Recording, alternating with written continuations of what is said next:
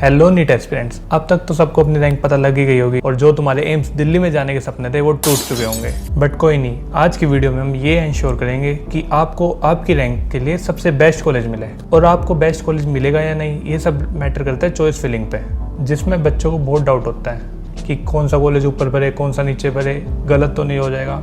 तो आज सारे डाउट सोल्व करते हैं। सबसे पहले स्टार्ट करते हैं चॉइस फिलिंग है क्या। आपको नीट की काउंसलिंग के टाइम एनटीए को या जो भी बॉडी काउंसलिंग करा रही है उनको एक अपनी प्रेफरेंस लिस्ट भेजनी पड़ती है, जिसमें आपका मोस्ट प्रेफर्ड कॉलेज सबसे ऊपर होता है और लीस्ट प्रेफर्ड कॉलेज सबसे नीचे। देन जो काउंसलिंग बॉडी है वो कॉलेज के नंबर ऑफ सीट्स और जिन बच्चों की आपसे अच्छी रैंक है उन्होंने अपनी लिस्ट में ऊपर कौन सा कॉलेज भरा है उस हिसाब से हर एक बच्चे को एक सीट असाइन करती रहती है और आपको भी अपनी प्रेफरेंस लिस्ट के हिसाब से एक असाइंड कॉलेज होता है। देन ये आपकी मर्जी होती है कि आपको उस कॉलेज में जाना है या फिर अगले राउंड में पार्टिसिपेट करना है। थोड़ा कॉम्प्लिकेटेड है ना, एक एग्जाम्पल के साथ समझते हैं। सोचो एक बच्चा है केशव जिसकी 1000 रैंक आई है और उसने 3 कॉलेज भरे हैं। अब आपको 3 नहीं भरने, एग्जाम्पल है। तो उसने 3 कॉलेज भरे हैं, ए, बी एंड सी। ए में 50 सीट्स, बी में भी 50 सीट्स है और सी कॉलेज में 100 सीट्स। अब केशव के हिसाब से मोस्ट प्रेफर्ड कॉलेज ए है और लीस्ट प्रेफर्ड कॉलेज सी है। बट केशव की कोई AIR1 थोड़ी आई है कि वो जिस कॉलेज पे हाथ रखेगा वो उसको मिल जाएगा। अब जो मेरे से ऊपर 999 स्टूडेंट्स हैं उनकी भी प्रेफरेंस लिस्ट होगी, उन्होंने भी डिफरेंट कॉलेजेस भरे होंगे। तो एनटीए AIR1 से स्टार्ट होकर सबकी प्रेफरेंस लिस्ट चेक करेगी और उस हिसाब से सबको एक एक कॉलेज असाइन करेगी। ऐसे करते करते जब एनटीए मेरी रैंक पे आएगी, मान लो ए कॉलेज की 50 सीट्स भर गई, बी कॉलेज की 45 सीट्स भरी है, अभी 5 खाली है, और सी कॉलेज की भी 40 सीट्स भरी है।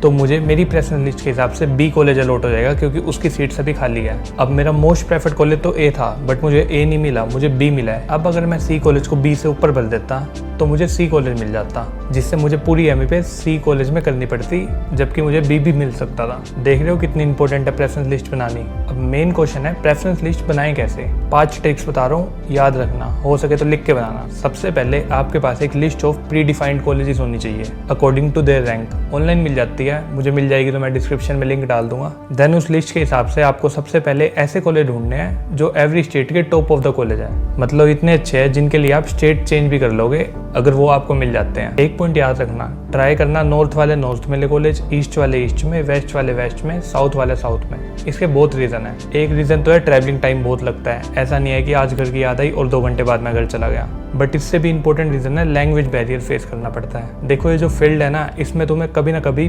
पेशेंट से इंटरेक्ट करना ही पड़ेगा और गवर्नमेंट कॉलेज में पेशेंट्स इतने पढ़े लिखे नहीं आते कि सबको इंग्लिश आती होगी, या ऐसा भी होता कि सबको हिंदी भी नहीं आती होती। सब अपनी कोई ना कोई लोकल लैंग्वेज इसमें बात कर रहे होते हैं जो तुम्हें समझनी ही पड़ेगी। तो तुम्हें उस रीजन की लैंग्वेज आनी चाहिए। टफ हो जाता है अगर तुम एक ऐसे नए रीजन में गए जहाँ की तुम्हें लैंग्वेज ही नहीं आती।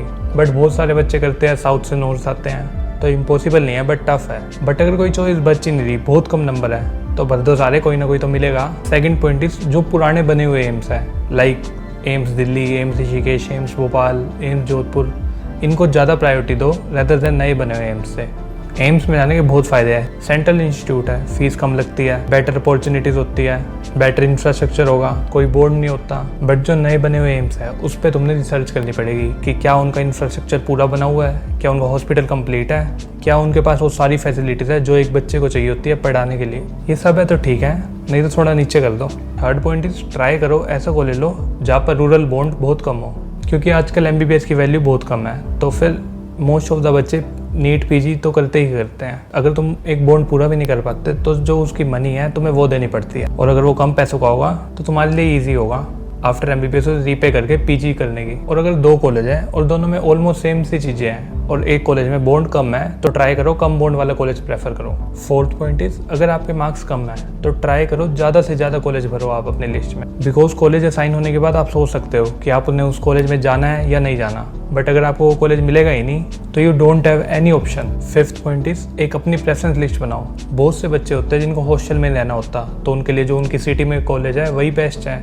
बहुत सारे बच्चे होते हैं जिनके लिए सिटी लाइफ मैटर करती है, बहुत बच्चों के लिए फीस मैटर करती है, बहुत बच्चों के लिए स्पोर्ट्स मैटर करता है कि कॉलेज में स्पोर्ट्स कितना है। ये अपनी प्रेफरेंस लिस्ट सबके हिसाब से सब्जेक्टिव होती है, जो आपको बेस्ट लगता है वो आपके लिए बेस्ट है। एक पेज उठाओ और उस पर लिखो कि आपकी क्या क्या डिमांड है कॉलेज से, और कोई कॉलेज आपकी वो चेकलिस्ट पूरी कर रहा है तो मतलब वो कॉलेज आपके लिए बेस्ट है। फिर मैटर नहीं करता कि रिलेटिव आपके क्या कह रहे हैं, क्योंकि आपको 5 साल आपको निकालना है उस कॉलेज में, आपके रिश्तेदारों को नहीं। अगर आपको इस वीडियो से कोई काम की चीज़ मिली है तो लाइक करो और आप अपनी प्रॉब्लम्स को कमेंट करो। मैं ज़्यादा से ज़्यादा कमेंट का रिप्लाई करने का ट्राई करूँगा। और हाँ, जाते जाते सब्सक्राइब भी कर देना ऐसी और वीडियोस के लिए। फिर मिलते हैं। All the best.